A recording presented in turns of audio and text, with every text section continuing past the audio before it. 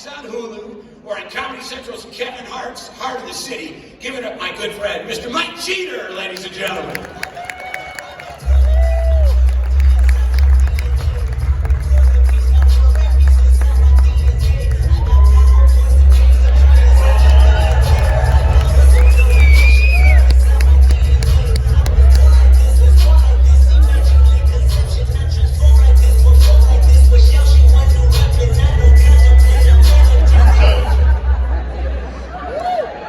What's up, Saginaw?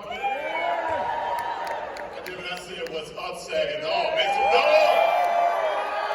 Hell yeah. Hell yes, man. I'm very happy to be here in Saginaw at the Brew Although I'm more dressed for a Cavassier event.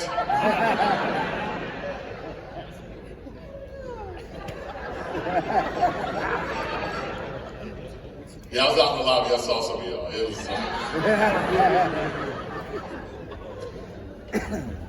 okay. I was just messing with y'all, man. Listen, man, I'm very happy to be here. Once again, give it up for Tanya. That's my own girl, man. And since I was out in the lobby and looking around, seeing all the people here, I figured this is probably the perfect place to ask this question.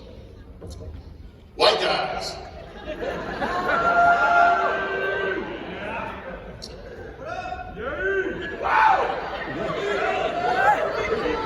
y'all okay? Well, y'all can talk to me, man. I got a lot of white friends. I'm a white whisperer.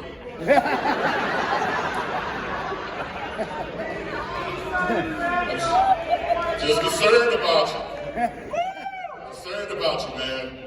A lot of y'all screwing up, acting crazy the last couple of years. It's been nuts, man. Black people on the side of Saginaw. Okay. And you figured now is the time to say that shit, right? Come on, dog. Formula Bush. Beer and jokes. This is what happens. Concerned about y'all, man. Some of y'all acting crazy. Last few years, man, people attacking the throne, and I get it. You're nervous about it, but you guys are gonna be okay. But some of y'all just lost your way, man.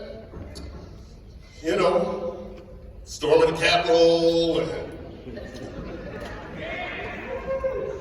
kidnapping our governor. I don't know what that was all about. That was crazy. A couple of y'all making penis-shaped rockets and shooting them into space.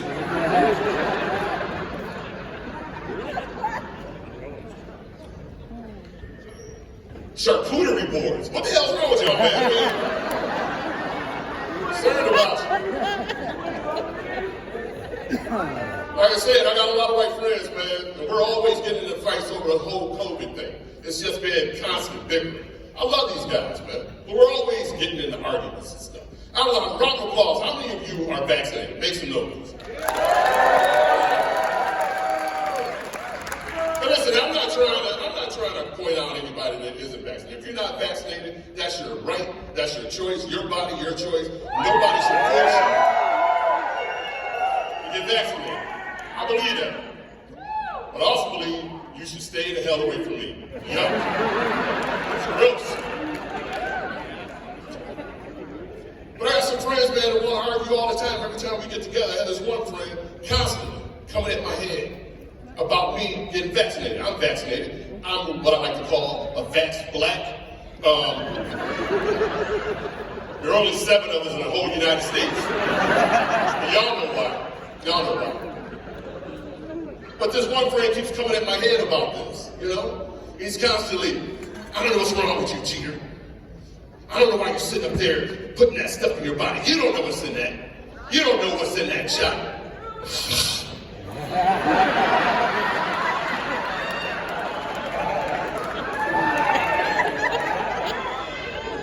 Oh, that must be organic then, right?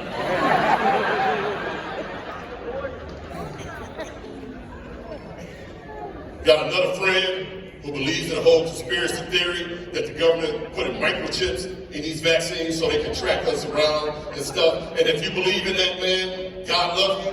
But again, stay the hell away from me, there's something wrong with you, obviously. But he believes this. And I had to constantly say, look, man, this is what essentially you're saying. You're saying that all the governments from all around the world got together and conspired to make a virus to unleash on the unsuspecting public, right? And then they invented a vaccine, the scientists invented a vaccine so they could put a microchip in it to force you to take this shot. Yeah, whatever. So they can follow you around to where? Home Depot on a Saturday, or you're going to get your 5 for 5 at Arby's. You're not that important, Todd. All your shit. Toothpaste, all right. Everybody had a rough time during COVID. Everybody did. I decided to take it up a notch. I decided to get divorced. Anybody else here, round of applause, got divorced during COVID? All right. These are the real heroes in the room, people. We deserve our own Juneteenth. I filed for divorce on November 11th, 2019. And if you're not familiar with that date, that's Veterans Day. Because I felt that I was in a 20-year war. It was terrible. My divorce was final September 26, 2020. So all that time, I'm fighting and bickering with my ex. It was terrible, man. But that's not even the worst part about it now. The worst part about it now is now I'm back to dating again. Yuck. Dating is horrible. I haven't dated in over 20 years. Dating is so bad, I'm seriously thinking about getting back with my ex. I mean, she only cheated on me a little bit, you know. And he couldn't have been that good or she would have told me about it, right? It's terrible, man. Dating is terrible. It's different from when I was younger, over 20 years ago. Over 20 years ago, I can get dressed up like this, take this handsome face, this sexy voice, beautiful smile, this cute dimple. I can go into a club. Even that guy is excited. It's like that, Saginaw? I can go into a club, I'm pulling women out there like a caveman, one on each shoulder. It was easy. Now I go in there, dressed like this, handsome face, voice, dimple, beautiful smile. Now I gotta do these stupid dances y'all from the kids do. Even that hurt my left knee. I don't want to be involved with it. And now I'm older, man. Over 20 years ago, I go in there and find a thick, curvy woman, because I like thick and curvy women. That's my jelly, that's my jam. You know? Step to them, spit my game, till my game is strong, easy. But now, things are different. 52 years old, you know? Different wants and needs. Like, I still am attracted to that type of woman. But I have different needs. I need a woman that can complement my life right now as a 52-year-old man. People, I need a nurse. And, yeah.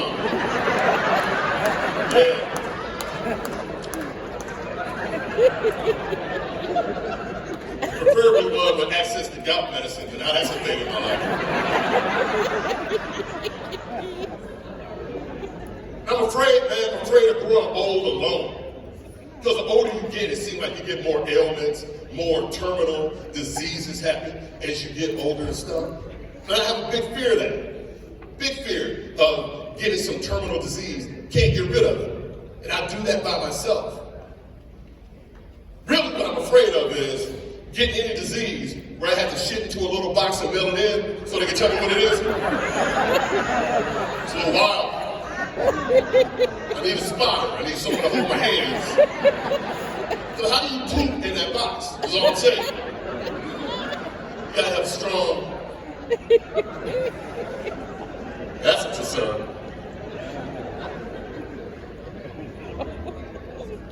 And women nowadays are different, guys. Over 20 years ago, I could talk to a woman, and at some point she's gonna ask me, hey man, what's your sign? I'm a Pisces. She's like, nope, we're not compatible. And she'll walk away. I don't care. But now, not only do I have to know my sign and how compatible it is with hers, people, I gotta know what my love language is. Yeah. Men, how know what the love languages are? All right, these are the ones in serious relationships. Other men, you don't have to know that shit. But I'll tell you what it is.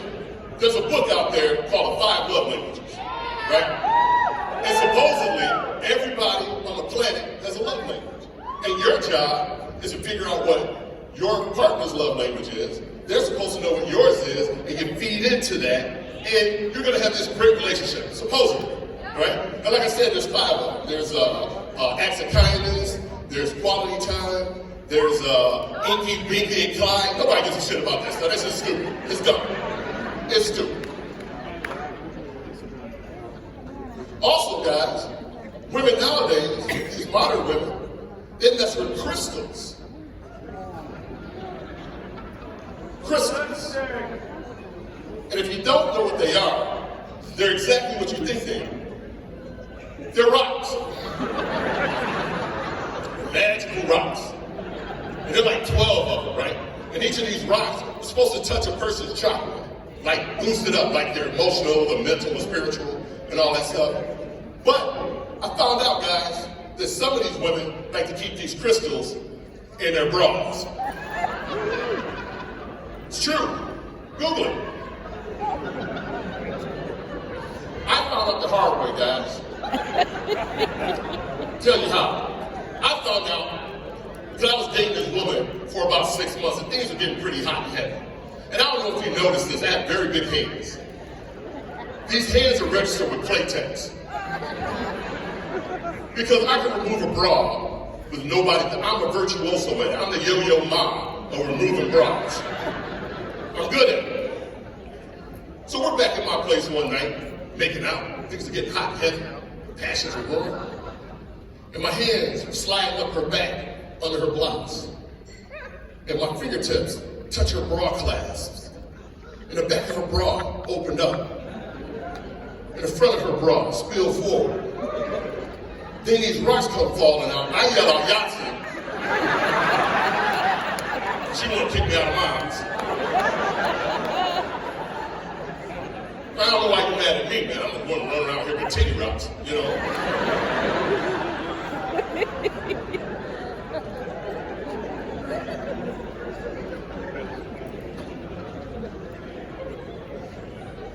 Like to ask people like, where do you meet good women? And I have this good friend, Jim. Love Jim. Jim's been my friend since I was 18 years old. This is my road dog, my homie. Jim's on all the dating sites. He's on all of them. And after I recently moved out to the middle of the state, you know, Jim's like, hey, G, you're going to a new area of the state? That means that's a whole new gaggle of women. You should get on a dating site. I was like, Jim, I'm not a dating site guy, man. I mean, women gotta take this all day, you know? He's like, no, man, just trust me. You need to get on the site. And he pulls out his phone, and he opens up this app. And the app is Plenty of Fish. And Jim is starting swiping. And after about the 7th picture, I said, all right, Jim, stop. If these are the fish that there are plenty of, then we need to find a new fishing pole because goddamn, no. What is that? And listen, if you don't have plenty of fish, God love you, everybody need love. I'm not talking about anybody in this room, if you are. However, the people that he was showing me, they look like the fish at the bottom of the ocean rather, with the light bulb over their head. And I'm thinking even if things worked out with them, and we have sex or whatever, now I can't go to sleep because that goddamn light bulb's still on. So then I ask people, all right, where else can you go? People say you should try Tinder. I don't want to go on Tinder. That's an electronic booty call. That's just people looking at just trying to hook up. I'm better than that. I'm a refined individual. I don't do that. Except, I would go on that farmersonly.com shit. I would. I'd mess with that. I know some of you a little long in the tooth. And when we were younger, the farmer daughter, that was a dream girl. It was a dream girl. 93% of the pornos that I watched as a a kid. We're farmer-daughter related. Easy. And if you ever watch Gilligan's Island, everyone loved Ginger. Ginger had the red hair, the smoky voice, the tight dress. She was sexy. But all the dudes wanted Mary Ann. She had a little twisted shirt, or Daisy Dukes, pigtails and stuff. And even back then, I knew as a kid, girls like that are kinky. She probably had some whips and chains in her hut, you know? And it's the only thing I can think of as to why the professor couldn't fix that hole in the boat, where he can get that radio to work with 2 coconuts. Because she would show up at his hut and be like, I want to dance. She's like, yeah, girl, I got you right here. Let me fix that. Shake it fast. Watch yourself. It's a popular song back in the 60s. I think the Rolling Stones did that. Because of this, man, being older and stuff, I can bypass a lot of things that you young men and young women will tolerate. Because when you're in a relationship when you're young, you're like, oh, I don't like the way this person chews food. Or, I don't like the way this person smells. You know, they're going to grow out of it. They're young. They'll eventually grow out of it. You can tolerate that. I don't have time for that shit. I don't. Because I've got the cheat code, man. I figured it out. Because dating nowadays is just weird. Everybody treats dating like they're in middle school. You know, they're like, I like you, you like me, you let me touch your private parts, we're together forever. It's dumb. It's stupid. It's dumb. I don't do that, man. I can cut right to the chase now. Because I've learned people to ask the right questions. Like I'll ask a woman, what do you plan on doing the next 5 or 10 years with your life? I have children. You have children. How are you going to fit into their world and I'm fitting into your kids' world? Can I like chastise them? How do you know? As far as the money situation is concerned, how do you save money? How do you spend money? These are things that eliminate a lot of women immediately. They're like, nope, I don't want to answer those, and they leave. Cool.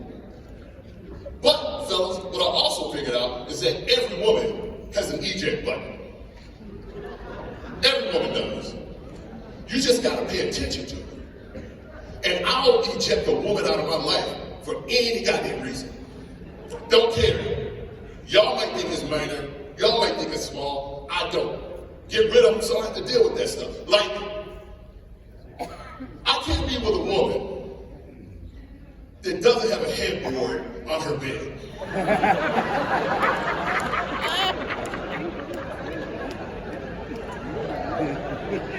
You're an adult.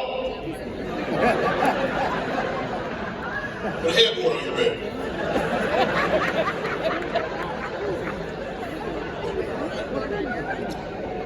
Don't just push the head of the bed against the wall. That doesn't count.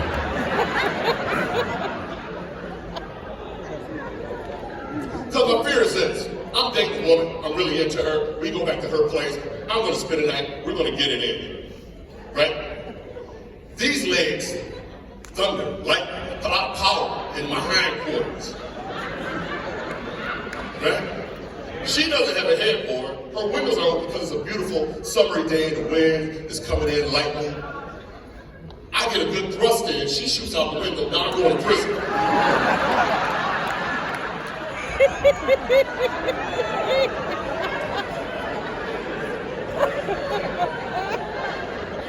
Put a headboard on your bed.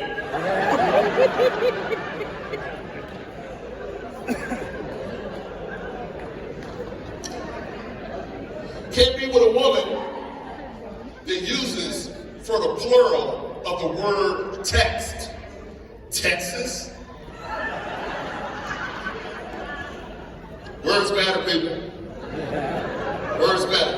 I was out with a woman a few weeks ago. We're having a great time. Her phone is blowing up. Beep, pong, beep, beep. And she stops. Oh my goodness, I'm so sorry. I'm so sorry. I'm getting all these texts in my phone.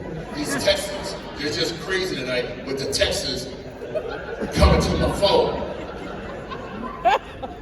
No, it's not. First of all, there's only one Texas. A lot of people in that, only one. Secondly, you stupid. And you learn to America. Don't say Texas.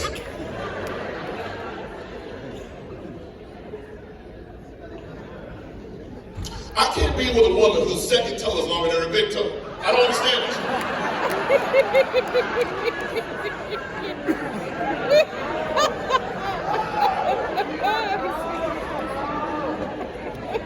What are you, car wombat? What is that?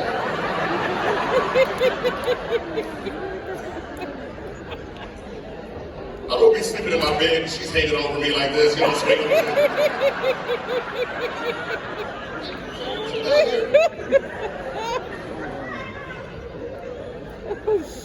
The fear with that one is, I'm really into her. And I'm like, you know what? I'm gonna treat her to a vacation, to a sunny destination where we go to somewhere exotic. And we go there, and I haven't seen her feet yet. And we go there, and we're on the beach, and I see these rocks over to the side with a little hidden spot in there. I'm like, you know what? I think I wanna make some memories. We should go over there and mess around. And she's like, oh, I'm so into it. And she takes her shoes off. And then we can't hide out because every step she takes is like Morse code. It's like step, drag, step, drag, step, drag.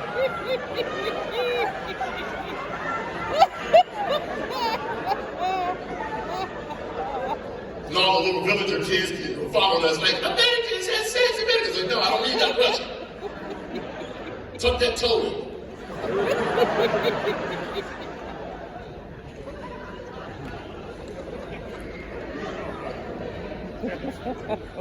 Think I figured out, guys, the best place to meet a woman, though. Best place to meet a woman? Nail salon. It's true. Women from all walks of life go to the nail salon. And as soon as I walk in, big, beautiful, bald black man, I'm going to garner some kind of attention. And as soon as they see these big hands and these big feet, I'm in there like swimwear. And as soon as I take this shoe off and show that gout knuckle, I'm pulling the nurse out of that bitch. So easy peasy. I love women, man. I love women. Honest to God, women, you all are the best thing the good Lord has ever made. And I mean that from the bottom of my heart. I mean it. I'm not trying to kowtow, man. I'm telling you the truth. Women are the best thing that God ever made. Men suck. We're terrible. We're not smart. We're dumb creatures. We're dumb creatures. We're simple creatures. We're very, very dumb. But ladies, I gotta ask you this question. We're now in 2022. New century, 22 years into it. Ladies, can you please stop reading these magazines and listening to these shows and listening to these people telling you what is hot, what is sexy, and what is gorgeous? Can you stop doing that? Because every woman in here is hot. Every woman in here is sexy. Every woman in here is gorgeous. And I mean that from the bottom of my heart. It pains me to hear women put themselves down and try to achieve this standard of what they feel is healthy and sexy and all that other stuff based on what some creepy ass dude might be saying. Don't do that, man. Don't do that. I got good friends that are ruining their relationship because they don't want to have sex with their partners. And I ask them, okay, well, what's your fighting weight? How much weight do you have to lose before you feel comfortable with your body? 5 pounds? Because if it's 5, then next is going to be 10. If it's 10, it's going to be 20. And you're just on this treadmill trying to lose. And we men don't give a shit. We don't care. The stuff you women agonize over, we don't care. We don't. Ladies, I want to hit you with some information you can take to all the women outside of this building. You can tell it to them, preaching on the mountaintop. Men are simple creatures. We only want 3 things. The 3 F's. That's it. Fuck us, feed us, let us watch football. That's all we give a shit about. That's all we care about. And the last one with the football has an asterisk on it. Because all we want is 3 hours each week. We don't have to hear your mouth. That's it. 3 hours.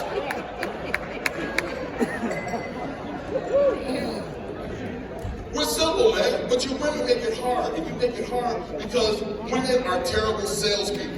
You don't know how to sell yourselves. You don't know how to sell yourselves at all. You women will do dumb shit like this. We men will be over here watching football, getting our 3 hours in, hopefully of quiet.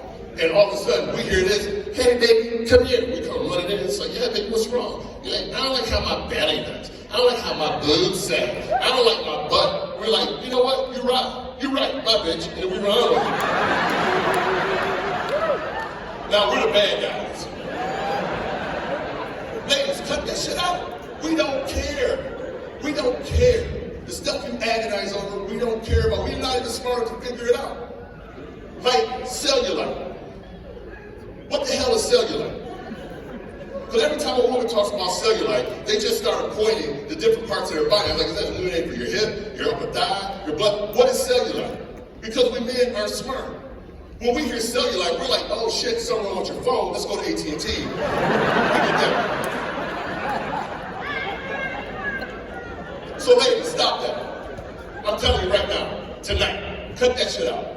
We don't care. What you need to do, ladies, is learn how to take those negatives and turn them into positives. Take those negatives, turn them into positives. Instead of looking at it as cellulite, look at it as 1,000 little dimples. Everybody loves dimples. Everybody loves them. I just told the people, I have a dimple right here. I get compliments on this dimple every day of my life. It's true. Now imagine if I had 1,000 little dimples. Get 1,000 times more compliments. That's how math works, ladies. The stretch marks, I love stretch marks. Real talk, stretch marks are real, man. That's a real part of life. Stretch marks tells the story of your body's journey. Yeah. And guys, if you get really good at it, when you turn the lights out, you can read that shit like Braille. You can be like,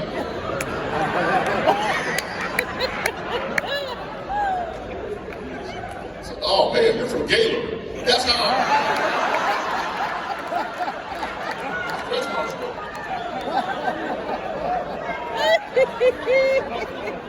So you get really good at it, that's all I'm saying. So ladies, cut that out, man. Learn to love yourselves. If it helps, go home, light some candles, take the clothes off, put on some Lizzo, turn that shit to 10. She'll tell you how to live your life right. She's doing it right. You don't care, because me, man, I love bigger women. Like I said, I'm a big dude. I want a woman I can grapple with. We can burn some calories that way, you know? Like a woman, when she walks by me, I can hit her on the ass like, boo, boo, boo, boo.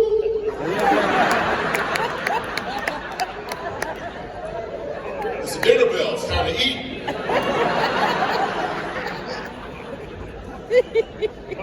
like a woman with a little heft, man.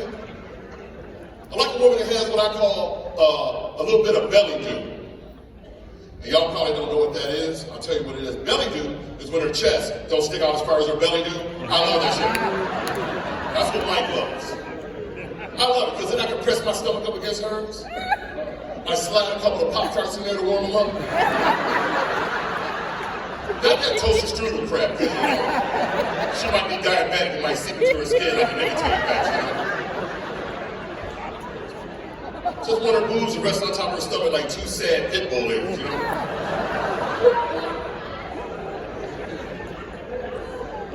Just want to grab by the nipples and just flip them like a towel. That's just foreplay right there.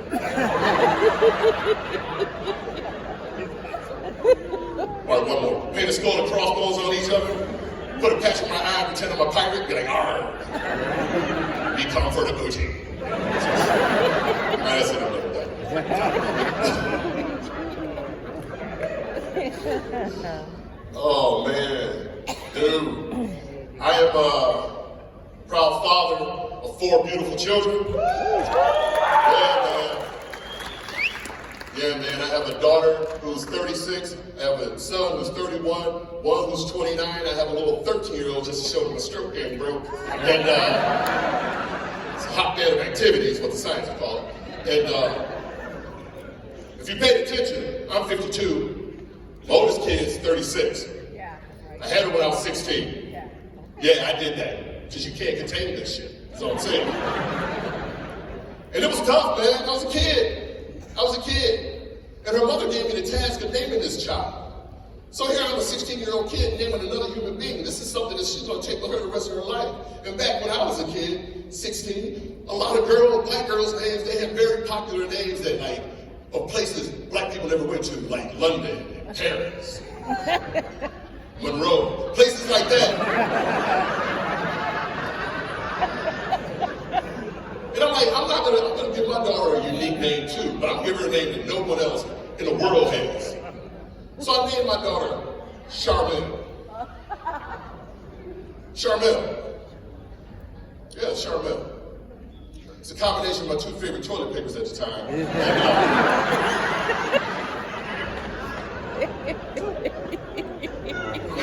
I was only shitting and screwing, so I don't know. But her mother said, you know what? Maybe we should name her Angela. I was like, you know what, you're right. So we named her Angela. But her middle name? It's freaking Charmel. This is true. I love my kids, man. I spend a lot of time with my youngest daughter. My youngest daughter, she lives with me. I got her in a settlement. And you see how much money my ex got. It was a settlement. And my daughter, all my kids, we have a great relationship, very open relationship. Tell my kids about everything. I talk to them like adults. Because I always tell people I never raised children. I've raised adults because God willing, they'll be adults much longer than they ever will be children. So I talk to them direct. I don't have cutesy names for things. We straight up talk. And one morning, my daughter and I are having breakfast. My daughter's usually pretty chatty. Pretty chatty. This time she's very quiet. I'm like, oh, whatever, man. She's not interrupting my coffee. So and she goes, Dad, I have to ask you a question. I said, all right, go ahead. She's like, no, this is a serious question. I'm really interested in knowing. I said, okay, I put on a serious face. All right, little girl, what do you need to know? She's like, Dad, I don't know how to ask her. Like, just start from the beginning. Ask me. She's like, all right. When boys go poop, what do they do with their balls?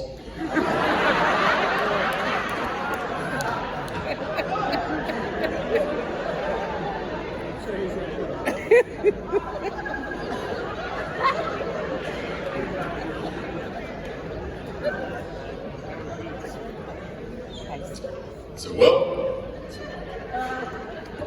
it really depends on how old they are. She's like, what? Let me explain. Let me explain.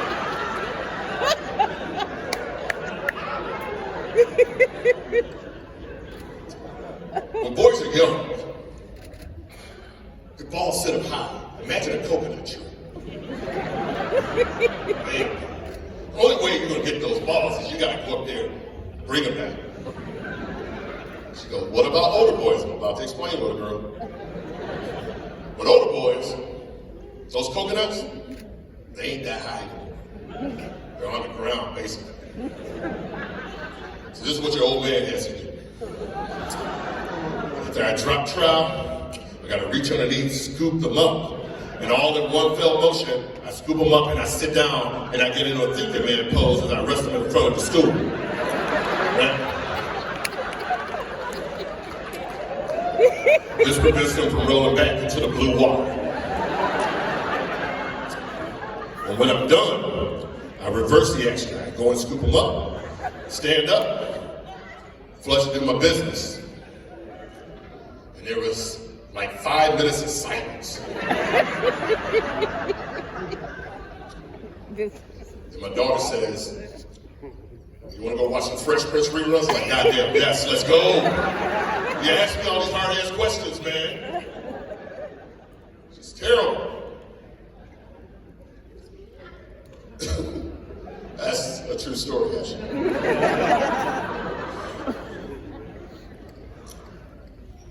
I have a son, or like I said, I have 4 kids, man, and I'm actually on my 2nd divorce.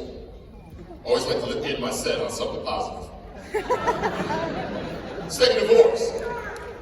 Listen, man, I know people get frowned on divorce and stuff. I think divorce is very cool. It's very necessary. It is. Because if you and your partner can't work things out, it's best that you split up, go your separate ways, meet the person that you're meant to be with, and ruin their lives too. So, go handle your business. Right, man, I'm on my second divorce. The first wife, man, couldn't deal with it. She's like, I'm out. She booked. But she didn't just leave me. She left me with my 3 older kids. And it was tough because I was finishing up a degree. I had 2 jobs because my kids were young. Someone had to be home with the kids. She couldn't deal. She booked out. Things are cool now because time has passed. My kids love their mother. We all get along now. But back then, it was a nightmare. It was crazy. So I had to do something to plug myself back into my kids' lives. I was gone all the time. So what I decided to do, y'all, was come up with this new tradition. And every Thursday night, I would take my kids out to eat. And at dinner, my kids could ask me whatever they wanted to ask me because I wanted to understand what they were going through outside of the home, but I also wanted them to know as their father, I'm not going anywhere. I'll be there to answer all the tough questions and go through all the hard times. So I would always take my kids to this one ethnic restaurant, Taco Bell. And it was ethnic for us and quite affordable for a single father, is all I'm saying. And one Thursday night, we're having dinner. And my son, my kids were cracking jokes and stuff. We're always teasing one another, always ripping on each other, cracking jokes and stuff. And my oldest son grabbed me by my shirt and leaned me in. I was like, yeah, dude, what's wrong? What do you need? And behind his hand, he goes, just like that. He goes, pop this foot. No, it wouldn't have made a noise because it was it's out of paper. But anyway. Behind his hand, he goes, Dad, what's a pussy? I know. The kid was like 8 years old. So I'm like, why does he need to know the definition of that word? Like, was he ready for the birds and the bees conversation? Because if he was, I had to be a little bit more in depth with him than my father was with me. Because see, I'm one of 17 kids. This is true, I have 10 sisters and 6 brothers. Yeah, man. We just recently found out my mother didn't have a uterus, she had a clown car. It was like, squirting flowers and stuff. It's crazy. And I was like, and my daddy didn't have the time to sit us down individually and walk us through the entirety of the birds and the bees conversation. Mainly because he was making more birds and more goddamn bees. So we each got this abbreviated version of the birds and the bees talk. And mine was, oh yeah, don't you bring no white girl home pregnant. Yeah, I did it twice, people. Both my exes are Italian. So I'm like, I'm not gonna leave my kid hanging like that. I'm gonna be a little bit more detailed with my kid. So this is what I did, y'all. I grabbed this placemat and I flipped it over. And I got a pen and I began to draw the female anatomy in this region as best as I could remember. So I drew the things that drop the eggs, whatever those are called, I don't give a shit, it's too late now. I drew some stairs and gears and lasers. I don't know what y'all have in there, man. It's just a dark, scary place the kids shoot out of every now and once in a while. I gave them all of the terms that I knew, like hoo-ha, what's that, and bring that to me. And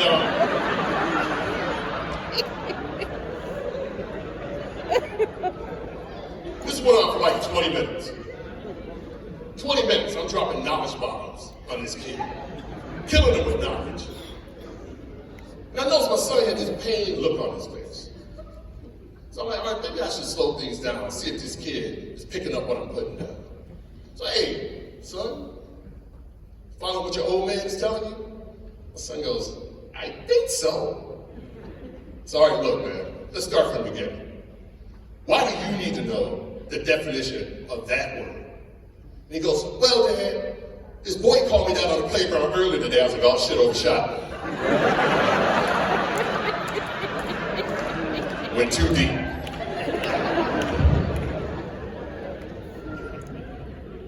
Now, fast forward about 13 years later, same son comes to my house, right? My son is nervous, he's pensive. I know my kids, I know something's bothering him. So I said, hey man, what's going on? What's on your mind? And my son nervously told me, he's like, Dad, I'm gay. And I told him, dude, I don't care that you're gay. You're my kid. I love you, man. I die for you. I die for all of you kids, man. You're my seed. I love you. I just want you to be happy and comfortable in your own skin. I want you to go out and find a partner that you can share this life with, man, go through the ups and downs and travel and share laughs and stuff. Because really, to me, that's what being in a good relationship and a loving relationship is all about. You know? Like, I don't care if that's who you are, man. Just be comfortable in your own skin, man, because as your father, I'm not going anywhere, man. I'm here for you always. And I still get a little emotional talking about it. And my son, he's crying, you know, and I'm tearing up and stuff. And my son had to leave me. And before he left me, I hugged him very tightly. And I kissed him in the middle of his forehead. We always hug my kids tightly and kiss them in the middle of their forehead before they leave me, because I feel like that's where their good thoughts and their dreams originate from, you know? And my son walked out my door. And at that moment, I was proud. Because my son came out to me first. Because he knew, as his father, I was going to calm things down. I was going to settle him and make him feel safe and comfortable. And I did. My son's living a great life in Arizona right now. I'm very proud of this kid. I'm proud of all of my kids, you know? But I'm most proud of him, man. Because my son is living his truth. But still, a small part of me was kind of pissed off. Because evidently, I had drawn a picture of a pussy so horrible.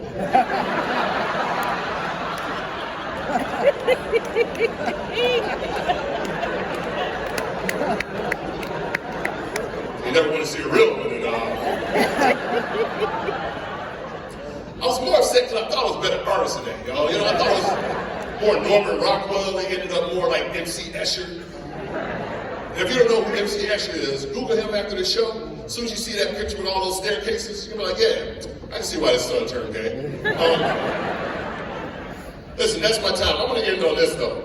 I thank you all for coming out, man. This is incredible. I love performing here at the Brew Ha Ha. I don't drink beer, but I'm about to tonight. So, Brew Ha Ha. We got the Ha Ha out of the way. Let's get into the brew. I'm going to end on this, man. We all had a good time. We came from all walks of life, from all over the place and stuff, all kinds of religious and political beliefs and, you know, sexual orientation, whatever you are, man. We all came here, we congregated here. And I know I heard the let's go Brandon bullshit, whatever, dog.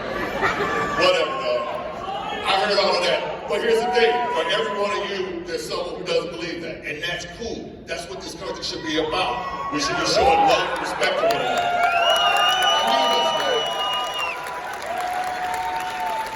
Because I perform all over the place. I perform all over here, all over Canada and stuff. I meet people from all walks of life. And everybody is struggling. It's a tough time. It is a tough time for everyone. You got people out here acting up on airplanes and all that stuff. That's not funny to me, man. That's mental illness on full display. And we need to leave here, man, with some kindness, with some love, with some compassion. And I truly believe that. I'll tell you a quick story. A few weeks ago, I was driving on 696, and I'm in the fast lane. And there's a car next to me, and a car behind that car, a small car behind that car. Car next to me is a little bit ahead of my car, where in front of the end of my car. Car behind him decides he's going to squeeze in between the end of his car in front of my car. I had to hit my brakes. We're going 80 miles an hour on 696. Sunny, Saturday, cars everywhere.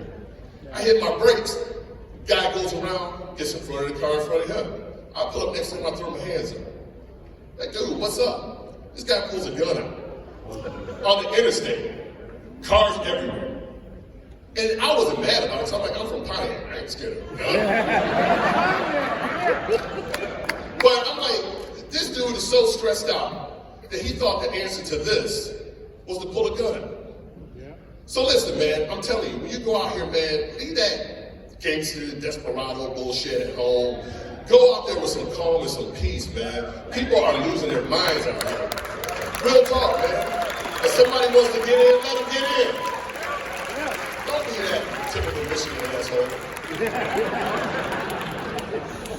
And if you cannot do that, if you can't do any of that, make sure you have your own gun so you can bust back on that shit.